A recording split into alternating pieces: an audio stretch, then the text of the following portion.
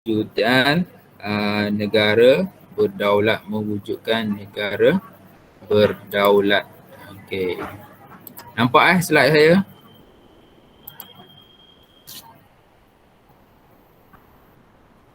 Nampak tak? Nampak?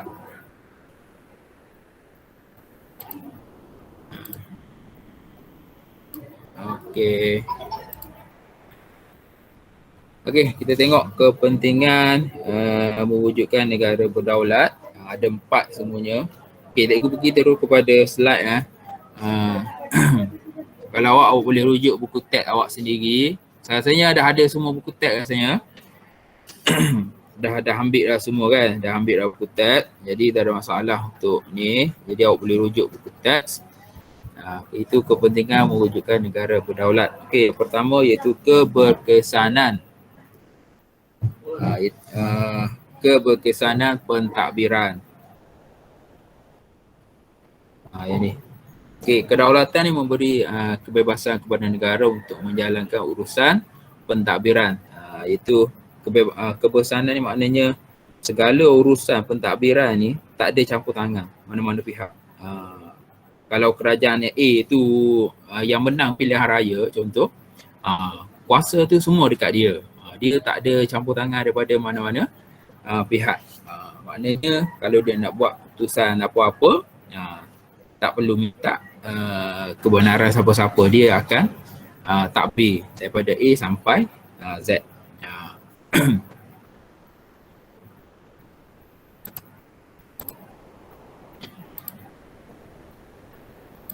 Okey. Okey, tengok. Okey, dasar pentadbiran negara juga dilaksanakan oleh macam negara kita. Segala pentadbiran, contoh macam cikgu dah beritahu kan, ketua pentadbir adalah PM kan. Macam ketua negara cikgu dah terangkan iaitu yang di-Pertuan Agong. Ketua tadbir adalah Perdana Menteri, dan Perdana Menteri ini dibantu oleh jemaah menteri dalam pentadbiran. Dan segala dasar pentadbiran ni dilaksanakan oleh jemaah menteri yang berkaitan. Contoh kalau dia Menteri Kewangan, okey, dia akan melaksanakan dalam hal-hal tentang kewangan. Okey. Dan kerjasama kerajaan persekutuan dan kerajaan negeri melalui pengagihan kuasa mewujudkan keberkesanan. Yang ni. Pengagihan kuasa kerajaan negeri dengan kerajaan persekutuan. Contohnya, segala keputusan kerajaan negeri kebanyakannya akan diambil ataupun berteraskan apa yang kerajaan pusat putuskan. Dan kerajaan pusat dia contoh dari segi kewangan. Dia wajib untuk menyalurkan bantuan kepada kerajaan negeri jika kerajaan negeri memerlukan bantuan kewangan. Contoh. Dan ada juga kita panggil kuasa kerajaan persekutuan, kuasa kerajaan negeri. Dia ada beza situ. Contoh kuasa ni maknanya bidang kuasa. Contohnya bidang kuasa kerajaan persekutuan. Okey. Tak boleh dicampuri oleh kerajaan negeri. Kerajaan negeri tak boleh masuk campur. Sama juga dengan bidang kuasa kerajaan negeri, kerajaan persekutuan tak boleh masuk campur. Dia ada bidang kuasa dia. Kita panggil senarai negeri, senarai persekutuan. Yang tu mungkin awak akan belajar dalam bab-bab yang seterusnya. Okay, yang seterusnya, yang kedua iaitu kemakmuran ekonomi. Kemakmuran ekonomi.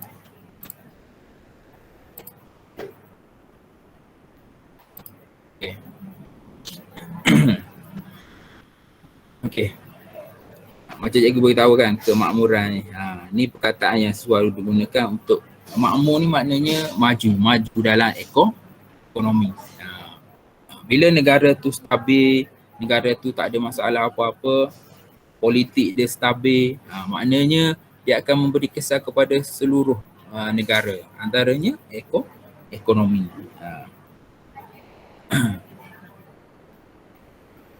Sambil saya terangkan, saya kena admit beberapa orang ni dia tak guna ID Google Classroom. Guna ID apa dah, ID personal dia sendiri ni. Okey, tengok selepas merdeka pelbagai usaha dilakukan untuk memajukan antaranya yang ni usaha ni maknanya tugas siapa? Tugas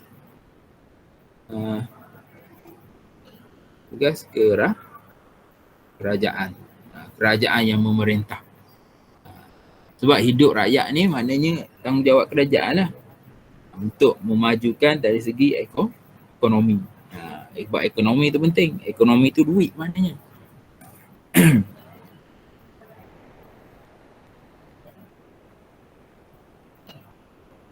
Okey, yang seterusnya pembangunan ekonomi meliputi bidang pertanian, perindustrian, perdagangan melalui pelaksanaan dasar pembangunan ekonomi negara. Contoh pada awal merdeka, negara kita dikenali sebagai negara pertanian awal merdeka. Kita merdeka tahun 57. Negara kita secara khususnya dikenali sebagai negara pertanian. Lepas tu berubah kepada perindustrian. Perindustrian ni maknanya ada kilang perbuatan.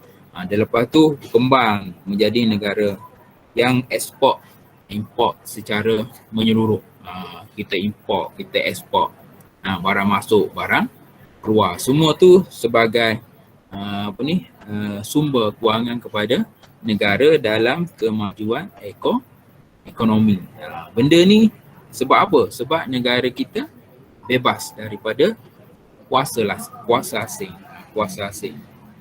Berdaulat kan. Okey.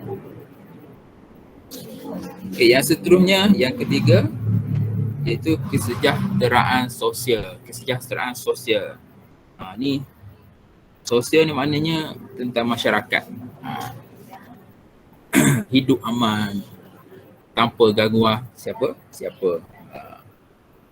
Okey, antaranya dapat melahirkan generasi berilmu.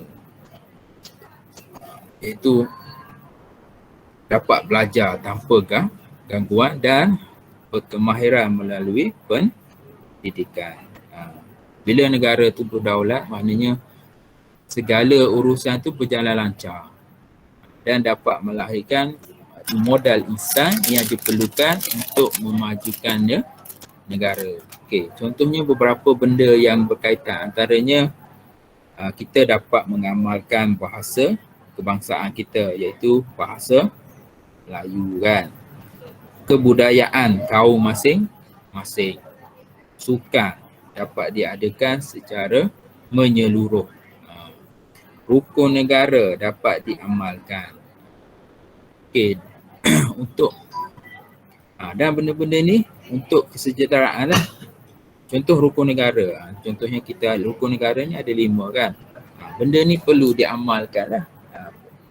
Dan perlu dihayati oleh setiap masyarakat yang bergelar sebagai warga negara Malaysia. Okey. Dan yang keempat iaitu kecemerlangan luar negara. Kecemerlangan luar negara.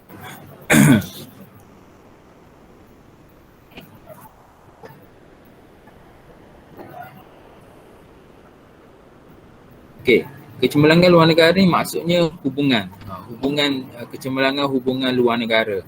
Bila kita contohnya kita merdeka dulu, kita dah merdeka tahun 1957. Okey, antara perkara paling awal apa yang negara kita buat selepas kita merdeka, satu iaitu sertai apa? Siapa tahu? Sertai apa? Yang ada sekarang ni. Siapa tahu? Perkara pertama yang kita buat, kita menyertai apa?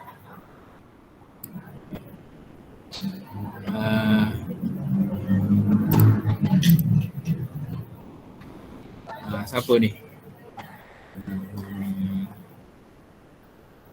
Adam Arsyad. Kau ada tak? Ada bunyi macam tidur. Okey, kita sertai apa? Perkara pertama selepas kita merdeka. Bukan pertama lah, perkara antara paling awal. Sukan. Sukan. Kita menyertai pertubuhan apa selepas kita merdeka? Parti. Ha? PBB. Betul. Okey. PBB. Kita menyertai PBB.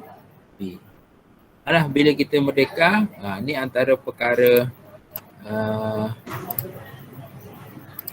awal lah kita, iaitu untuk sebagai apa ni, dasar luar, iaitu macam cikgu bagi tahu yang untuk tempoh hari lah, pelajaran kita tempoh hari, negara-negara yang merdeka wajib menyertai Persatuan Bangsa-Bangsa Bersatu, antaranya menyertai PBB. Okey, lepas tu kita menyertai Commonwealth. Commonwealth ni apa? Maksudnya tiap tempat saya dah terangkan kalau di Merdeka. Untuk negara yang kena jajah. Waktu dia merdeka. Negara-negara yang pernah dijajah. Ni negara Commonwealth ni pernah dijajah oleh British. Dijajah oleh pihak British, Commonwealth. Lepas tu ASEAN. Itu antara ni lah dasar luar negara kita selepas kita kita menjadi sebuah negara berdaulat. Yalah, kita tak boleh hidup dengan dasar pintu tertutup. Kita tak boleh. Bila kita menggunakan dasar pintu tertutup, negara tak akan maju sebab kita tak dapat nak berkongsi hasil, berkongsi idea dengan negara-negara luar, dan menyebabkan negara tu mundur lah juga walaupun dia merdeka, sebab dia tak berbaik. Macam kamu lah, duduk dalam rumah kan, terperuk dalam rumah, nak makan apa, macam tu contohlah. Okey. Selain itu, dapat menjalinkan hubungan diplomatik dan persahabatan dengan negara lain. Negara juga dapat mengadakan perjanjian dan kerjasama dalam pelbagai bidang. Bila kita berbaik dengan semua negara, kita sertai PBB, Commonwealth, ASEAN, NAM, negara-negara ni, bila kita masuk dalam sebuah pertumbuhan tu, kita dapat manfaat dia dari segi ekonomi, dari segi pendidikan, dari segi sukan, dari segi teknologi, kita akan dapat. Contohnya, kita menjalinkan hubungan dengan Jepun, kita dapat teknologi daripada mereka, mereka berkongsi teknologi dengan negara kita. Kita melabur dekat negara Jepun, kita dapat hasil. Contoh pembuatan kereta, paling dekat, paling ingat pembuatan kereta. Yang tu. Okey, dan inilah empat kepentingan kepentingan mewujudkan negara berdaulat. Okey, ni antara empatnya. Jadi kalau soalan tanyalah, kena ingat ni, yang ni isi dia lah: keberkesanan pentadbiran, kemakmuran ekonomi, kesejahteraan sosial dan kebercemerlangan hubungan luar negara. Jadi ada 4. Okey, boleh faham Okay. Faham tak?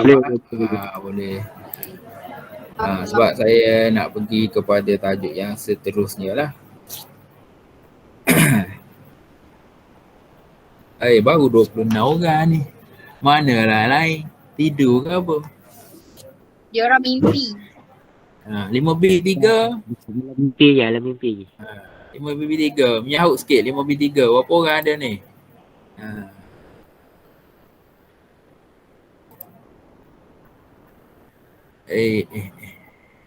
Tak apalah, kalau dia orang tak dapat sertai, saya dah rakam benda ni. Nanti awak boleh tengok balik lah. Saya dah tak apa. Sebab saya video yang apa ni, kalau Google Meet apa, saya rakam dan saya akan upload balik lah untuk awak tengok kali kedua. Rasanya kalau tengok sekali tu Mungkin dapat tangkap, tak dapat tangkap. Nanti tengok sekali lagi.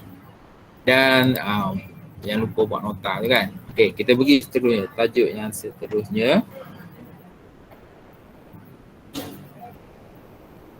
Okey, Malaysia ni contohlah Malaysia yang berdaulat. Contoh kita dapat menyertai ini gambar-gambar pemimpin negara kita. Ni gambar pemain bola. Ni. Pasukan bola sepak kebangsaan yang berjaya menaikkan diri ke Sukan Olimpik 1972. Jadi awak kena ingatlah, negara kita ni pernah layak ke Olimpik tahun 72. Ni awak tak tahu kat mana, saya pun tak tahu kat mana lagi masa ni. Tak lahir lagi.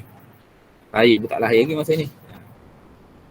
Ni gambar pemimpin kita. Ni Tun Hussein On. Ni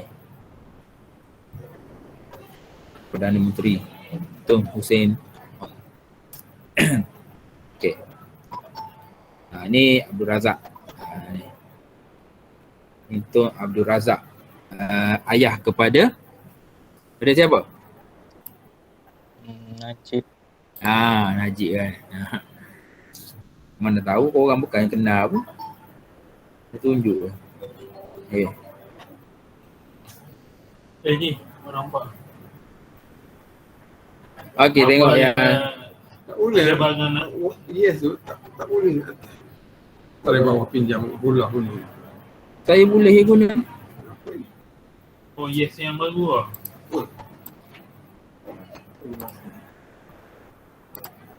Okey, Nak kirim kat anak je. Esok dah saya bawa. okey, langkah mempertahankan kedaulatan. Terus. Ni, kita bagi tajuk ni. Cari dalam kutip awak. Kat Sahih. Tu dia bawa. Langkah mempertahankan kedaulatan. Masuk. Anak duduk asrama, Okey. dia telefon tak ingat dia nak bawa. Ni. Dia ingat nak beli apa.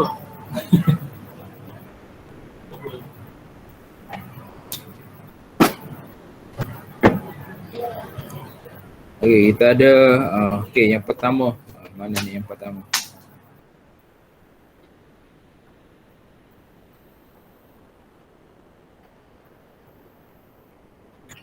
Apa yang awak perlu buat tajuk ni adalah inilah menghuraikan langkah-langkah pemerintah dan rakyat dalam mempertahankan negara. Mempertahankan negara, kedaulatan maknanya bagaimana kita nak pertahankan negara kita daripada dicampuri urusan luar oleh negara lain. Tiga sama. Ada saya ada gambar. Okey, yang pertama tengok.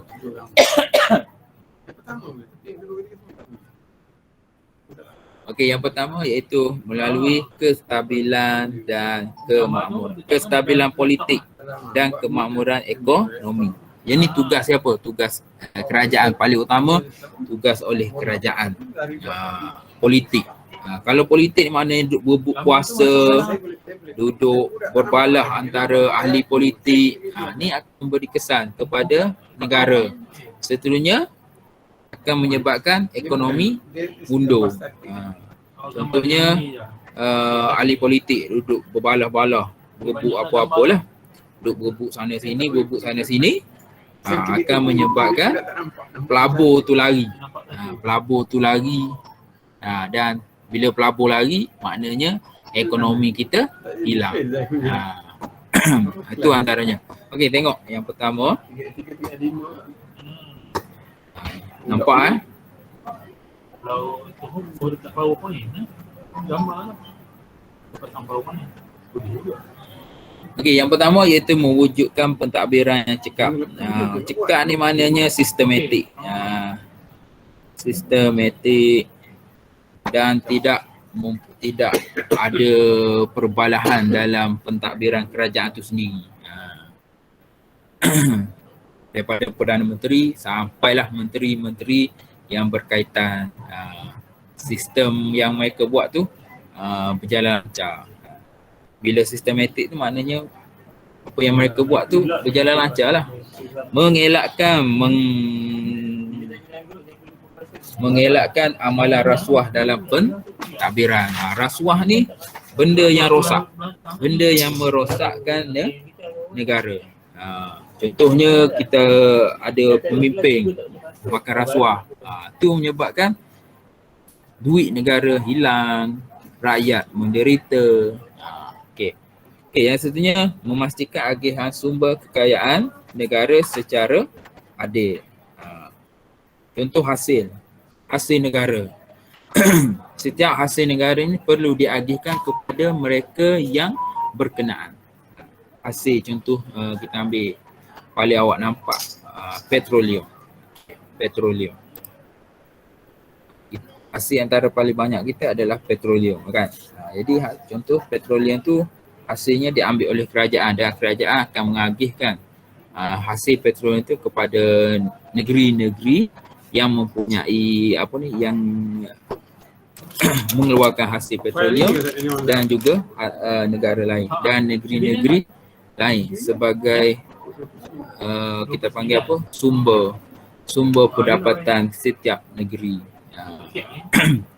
Okey, dan melaksanakan undang-undang negara menurut perlembagaan secara berkesan.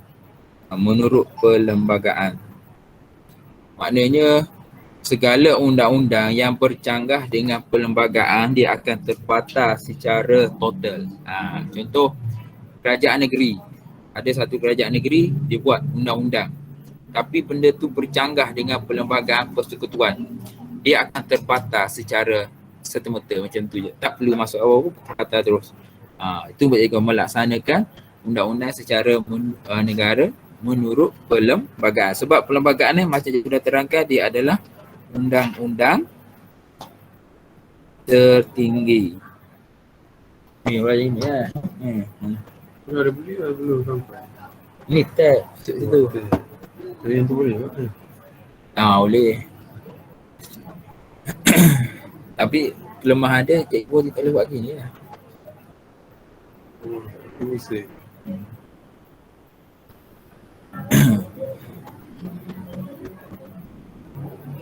Okey, yang seterusnya. Yang seterusnya itu memberikan kesetiaan kepada raja negara. Yang ni ada dalam rukun negara kita kan. Kesetiaan kepada raja dan negara. Tak berpaling tadah, tak memberi. Contohnya awak, contoh kerja sebagai orang kerajaan ke orang penting tapi bagi rahsia kerajaan tu kepada negara lain. Itu berpaling tadah tu. Tak memberikan kesetiaan. Bila tak memberi kesetiaan tu akan memberi kesan kepada politik negara kita, keselamatan negara kita. Okey, yang selain itu menyokong segala usaha dasar. Apa yang kerajaan buat, sokong. Tapi tengoklah kan, kalau benda yang memberi manfaat semua tu kita sokonglah dan bagi mewujudkan kestabilan politik. Tapi segala usaha yang kerajaan jalankan adalah untuk rakyat semata-mata sebenarnya. Okey, yang seterusnya memupuk kerjasama dengan semua kaum. Memupuk kerjasama dengan semua kaum. Macam kita tahu negara kita mempunyai 3 kaum majoriti kan, Cina, Melayu dan India. Kita tak, contohnya contoh bekerja. Awak nak kerja contoh, ada kaum lain awak tak nak bercampur dengan kaum lain, tak boleh. Kita bekerja dengan semua kaum sebab negara kita ni berbilang kaum. Supaya agihan kekayaan negara kita dinikmati oleh semua. Okey, dan mematuhi undang-undang. Undang-undang, segala undang-undang yang ada dekat negara kita ni kita perlu patuhi. Daripada bila kita dah keluar rumah, kita dah terikat dengan undang-undang. Macam sekarang COVID, keluar rumah mesti pakai mask. Kalau tak pakai mask, RM 1000 melayang kan. Itu paling ringkas untuk bagi contoh mematuhi undang-undang negara. Sebab dia tu memakai mask tu sekarang dah termasuk dalam undang-undang negara. Bukan undang-undang kampung awak. Tak ada. Okey faham untuk yang pertama Faham? Tidur. Faham. Okey. Dia nak tidur semua. Ni mesti duduk menerak atas katil semua dengar. Saya duduk je. Mandi ke tak orang ni semua ni? Dah subuh Ya, dah, subuh dah. Buat macam Alhamdulillah. sekolah lah, pakai baju sekolah ke apa.